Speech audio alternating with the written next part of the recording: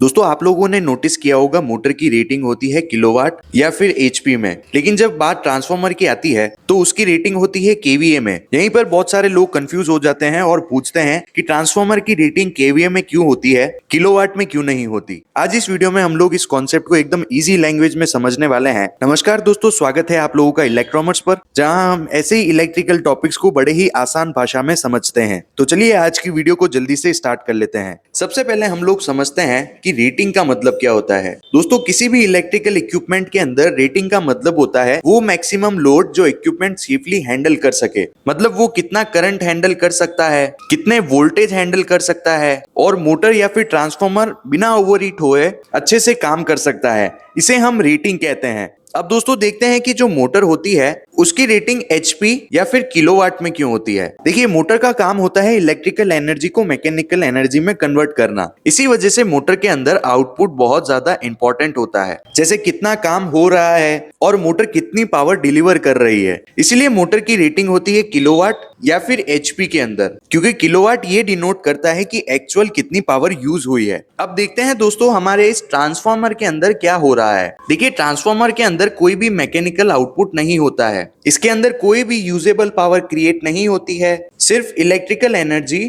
Transfer होती है। इसीलिए ट्रांसफार्मर का कॉन्सेप्ट मोटर से बिल्कुल अलग होता है। अब दोस्तों किलोवाट और केवीए में कुछ बेसिक डिफरेंस समझ लेते हैं। देखिए किलोवाट का मतलब होता है एक्चुअल पावर जो काम करती है और केवीए का मतलब होता है किलो वोल्ट एम्पियर, यानी इसे हम एपेरेंट पावर कहते हैं। अब किलोवाट का फॉर्मूला होता है केवीए इंटू पावर फैक्टर। अब दोस्तों हमारा जो ट्रांसफार्मर होता है उसका पावर फैक्टर हमें नहीं पता होता। वो इसीलिए क्योंकि ट्रांसफार्मर को ये नहीं पता होता है कि लोड रेजिस्टिव है या लोड इंडक्टिव है, जिस वजह से हमारा पावर फैक्टर 1 या 0.7 के बीच में आना चाहिए। ट्रांसफार्मर सिर्फ करंट और वोल्टेज को देखता है और ट्रांसफार्मर के अंदर जो लॉसेस होते हैं वो भी करंट और वोल्टेज के ऊपर डिपेंड करते हैं, ना कि पावर फैक्टर के ऊपर। इसीलिए ट्रांसफार्मर की रेटिंग केवीए में होती है और किलोवाट में नहीं होती है। ट्रांसफार्मर के अंदर मेनली दो लॉसेस होते हैं, एक होता है कॉपर लॉस और दूसरा होता है कोर लॉस।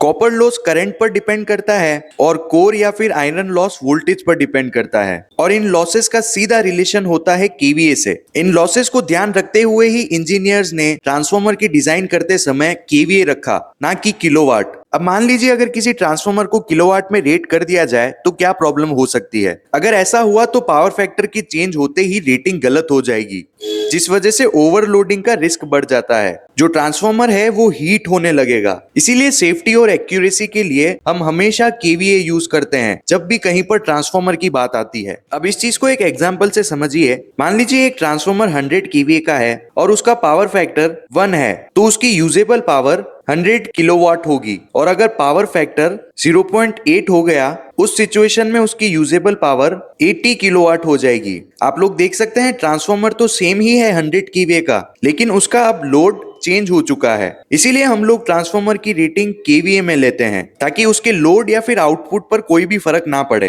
अगर इलेक्ट्रिकल इंटरव्यू के दौरान आपसे ये क्वेश्चन पूछा जाए तो उस समय आपको ये जवाब देना है कि ट्रांसफार्मर की रेटिंग किलोवाट में इसीलिए नहीं होती है क्योंकि ट्रांसफार्मर वोल्टेज और करंट के ऊपर डिपेंड करता है। ट्रांसफार्मर के लॉस पावर फैक्टर पर डिपेंड नहीं होते हैं, और अगर किलोवाट है तो वो सिर्फ पावर फैक्टर के ऊपर डिपेंड करता है, और ट्रांसफार्मर का पावर फैक्टर से कोई लेना देना नहीं होता है। ट्रांसफार्मर कोई लोड डिवाइस नहीं होती है, वो पावर को ट्रांसफर करने की डिवाइस होती है। दोस्तों अगर आप इलेक्ट्रिशियन हो, स्टूडेंट हो या फिर इंडस्ट्री में इलेक्ट्रिकल फील्ड में काम करते हो तो ये वाला कॉन्सेप्ट आपके फंडामेंटल्स के लिए बहुत ज्यादा इंपॉर्टेंट है। अगर ये वीडियो आपको हेल्पफुल लगी है तो इसको लाइक जरूर करें, अपने दोस्तों के साथ शेयर करें। इलेक्ट्रिकल की ऐसी और वीडियोस देखने के लिए इलेक्ट्रोमर्स को जरूर सब्सक्राइब कर दें और हमें कमेंट करके जरूर बताएं नेक्स्ट वीडियो कौन से टॉपिक के ऊपर चाहिए। होपफुली आपको इस वीडियो से कुछ इन्फॉर्मेशन मिली होगी। मैं मिलता हूं आपको नेक्स्ट ऐसी किसी वीडियो में। Thank you for watching.